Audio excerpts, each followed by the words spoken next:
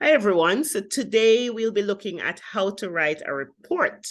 So I'm going to be reading from the document and you follow along. And today I have with me Anika, who is going to be helping with this presentation. All right, that's one of our counseling students from Sam Sharp Teachers College. Right, so how to write a report. Now we have some academic assignments that ask for a report rather than an essay. And students are often confused about what that really means. Likewise, in business, confronted with a request for a report to a senior manager, many people struggle to know what to write. Confusion often arises about the writing style, what to include, the language to use, the length of the document, and other factors. This page aims to disentangle some of these elements and provide you with some advice designed to help you to write a good report. Go, Anika. In academic, there is some overlap between reports and essays, and the two words are sometimes used interchangeable, but reports are more likely to be needed for business, scientific, and technical subjects and in the workplace, whereas an essay presents arguments and reasoning. A report concentrates on facts. Essentially, a report is a short, sharp, concise document which is written for a particular purpose and audience. It generally sets out and analyzes a situation or problem, often making recommendations for future action. It is a factual paper and needs to be clear and well structured. Thank you so much, Requirements Anika. for the precise Yeah, go ahead. Go ahead. You can go ahead. You can go down to start and I'll take Requirements it from for the there. precise form and content of a report will vary between organization and departments and in study between courses from tutor to tutor, as well as between subjects. So it's worth finding out if there are any specific guidelines before you start. I hope you guys are Reports benefiting may, from all this information. Go ahead, Anika. yeah. Reports may contain some or all of the following elements: a description of a sequence of events or a situation, some interpretation of the significance of these events or situation, whether solely your own analysis or informed by the view of others. Always carefully referenced, of course. See our page on academic referencing for more information. So we are going to be doing At academic evaluation, referencing a little later, right? We're going to be doing that so you can check further recordings for that. All right, continue, Anika. an evaluation of the facts or the results of your research, discussion of the likely outcomes of future courses of action, your recommendations as to a course of action, and conclusions. All right. So Not not all of all these these, I'll take it elements. from here, Anika, right? So not all these elements will be essential in every report. If you're writing a report in the workplace, check whether they are standard guidelines or structure that you need. For example, in the UK, many government departments have outlined structures for reports to ministers that must follow exactly. Let's look at sections and numbering. The report is designed to lead people through the information in a structured way, but also to enable them to find the information that they want quickly and easily. Reports are usually usually they have numbered sections and subsections, and I'm sure you've seen a report with this, and a clear and full contents page listing each heading. It follows that that page numbering is important. Modern word processors have features to add tables of contents and page numbers as well as styled headings. So you should take advantage of these as they update automatically as you edit your report, moving, adding, and deleting sections. You will see on the side when you're writing some reports, some sections that show you editing suggestions. All right, now we're getting started on the report planning. And the different steps, I'll do step 1, Anika will do step 2, and we'll continue like that alternately. So getting started, preparation and planning. The structure of a report is very important to lead the reader through your thinking to a course of action or a decision. It's worth taking a bit of time to plan it out beforehand. So step one, know your brief. You will usually receive a clear brief for a report, including what you are studying and for whom the report should be prepared. First of all, consider your brief very carefully and make sure that you are clear as to who the report is for. If you're a student, then not just your tutor, but who is it supposed to be written for? And why are you writing it? As well as what you want the reader to do at the end of reading. Make the decision or agree a recommendation, perhaps. So you have to have some discussion with the person who gave you the report to write. Your time, Monica. Step 2, keep your brief in mind at all times. During your planning and writing, make sure that you keep your brief in mind. Who are you writing for and why are you writing? All your thinking needs to be focused on that, which may require you to be ruthless in your reading and thinking. Anything irrelevant should be discarded. As you read and research, try to organize your work into sections by theme, a bit like writing a literature review. Make sure that you keep track of your references, especially for academic work. Although references is perhaps less important in the workplace, it's also important that you can substantiate any assertions that you make, so it's helpful to keep track of your sources of information.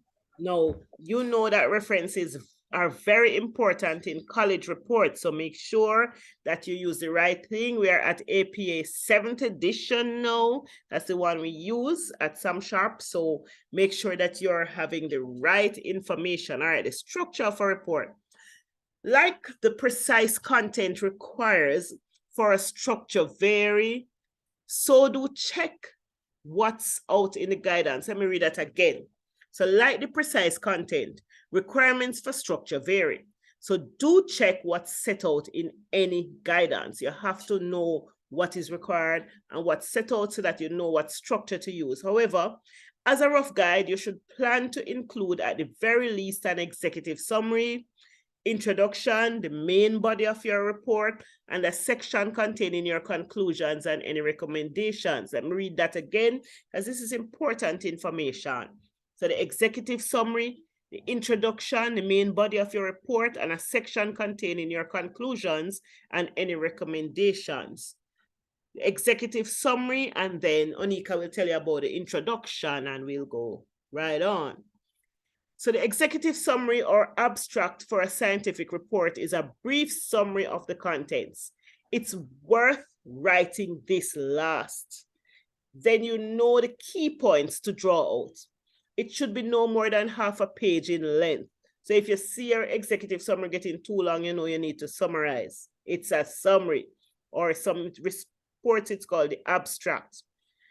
Remember, the executive summary is designed to give busy executives a quick summary of the contents of the report. So as it suggested, sometime you write this last, even though it's going to go first, because then you kind of have an idea what and what is there and you put it together. All right, introduction. Go ahead, Anika. Introduction. The introduction sets out what you plan to say and provides a brief summary of the problem under discussion. It should also touch briefly on your conclusions. In the introduction, you have the report main body. The main body of the report should be carefully structured in a way that leads the reader through the issues. You should split it into sections using numbered. 1 minute, Onika. So this part now is a little different from the introduction. This is the main body of the report.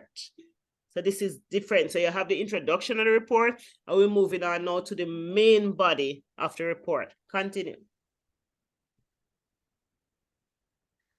The main body of the report should be carefully structured in a way that leads the reader through the issue. You should split it into sections using numbered subheadings relating to themes or areas of consideration. For each theme, you should aim to set out clearly and concisely the main issue under discussion and any areas of difficulty or disagreement. It may also include experimental results. All the information that you present should be related back to the brief and the precise subject under discussion. If it's not relevant, leave it out. You hear that? Now If it's we will not have the relevant, conclusions and leave. recommendations. If it's not relevant, leave it out. So sometimes we just want to fluff up the thing. Remember, it's the important information we are putting. Continue, Anika. So after the report main body, we will have the conclusions and recommendations. The conclusion sets out what inference you draw from the information, including any experimental results.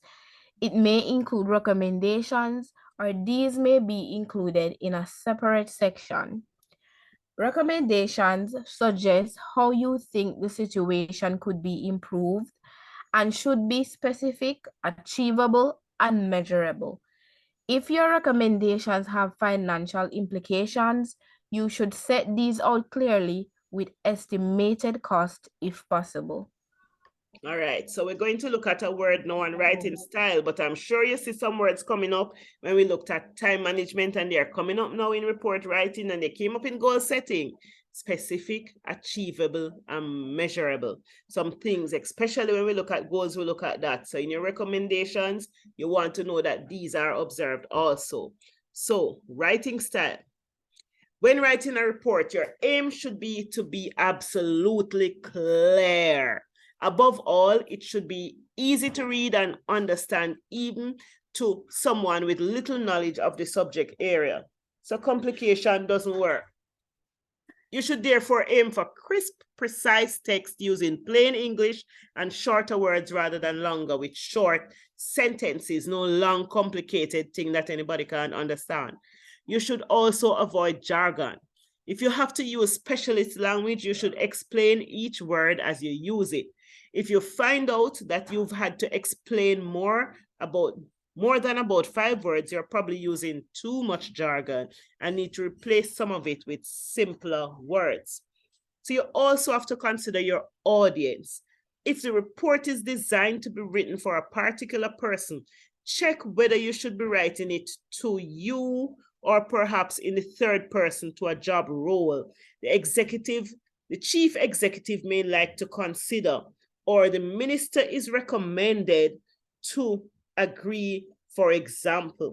So we have to know who we're writing it to and how and what message we are getting from it.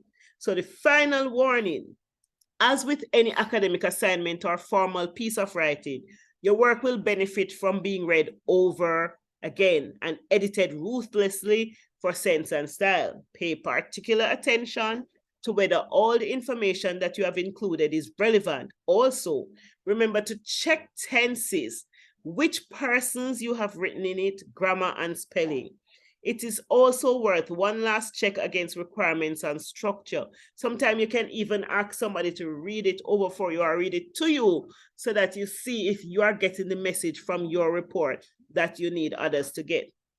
For an academic assignment, make sure that you have referenced fully and correctly as always.